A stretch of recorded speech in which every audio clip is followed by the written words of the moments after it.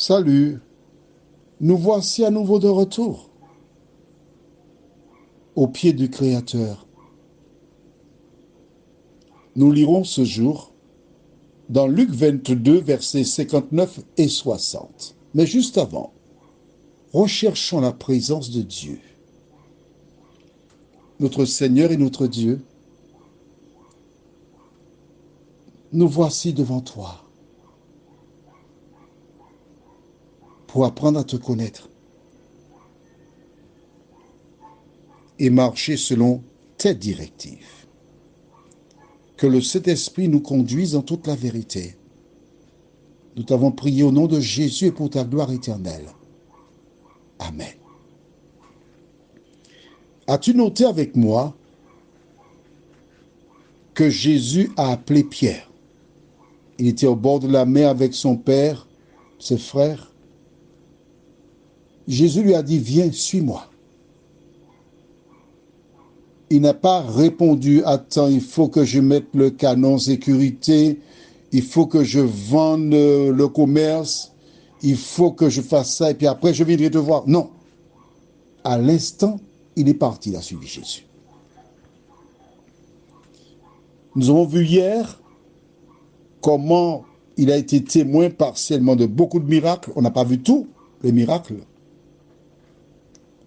Nous avons vu avant-hier que Jésus avait dit, avant que le coq ne chante aujourd'hui, tu m'auras nié 3 fois. Et hier, nous avons vu qu'il a déjà nié Jésus 2 fois. Pourquoi? Dis-moi pourquoi. Parce que Pierre n'était pas parfait. Nous avons vu que Jésus a dit, j'ai prié pour toi, et quand tu seras revenu ou encore converti, affermis tes frères. Pourquoi appeler quelqu'un qui n'est pas converti? Quelle image donnera-t-il? Il va salir la réputation du mouvement. Mais non, c'est pas sérieux cela. C'est ce que penseraient les gens. Mais à travers ce récit, ce que je retiens, c'est que lorsque Dieu appelle, il faut répondre tout de suite. Parce que Jésus qui connaît l'avenir, il sait ce qui se passera. Ne fais pas comme certaines personnes qui me disent, oui, j'ai vu, mais je veux me préparer avant. Je voudrais être bien avant de donner mon cœur à Jésus. C'est le diable qui dit des choses comme cela. Regarde Pierre. Il marche avec Jésus pendant 3 ans et demi. Qu'a-t-il fait? Tu n'as pas vu? Jésus le savait.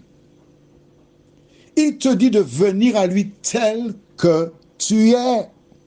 Ça, c'est son problème. C'est lui qui m'a dit, viens comme je suis. Eh bien, je suis venu. Il voudrait que tu viennes comme le véhicule accidenté. Et dans son atelier, c'est lui qui te répare. As-tu compris cela? Nous lisons donc dans Luc 22, versets 59 et 60. Environ 1 heure plus tard, un autre insistait, disant, certainement cet homme était aussi avec lui, car il est galiléen. Pierre répondit, homme, je ne sais ce que tu dis. Au même instant, comme il parlait encore, le coq chanta.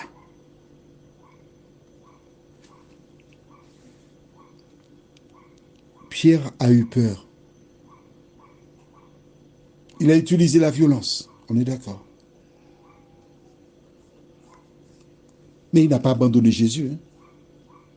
Il suivait de loin, il suivait, il ne lâche pas. Il est attaché à Jésus. Jésus savait. Et pourquoi il le savait-il? Le savait-il, pardon? Tout simplement parce qu'il sait que l'ennemi cherchera à faire coup double, triple même.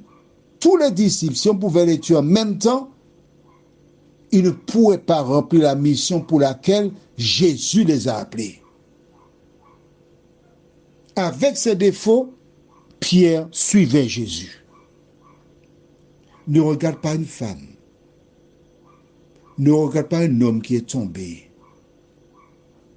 Ne va pas épiloguer, disserter sur son compte. Pierre suivait Jésus.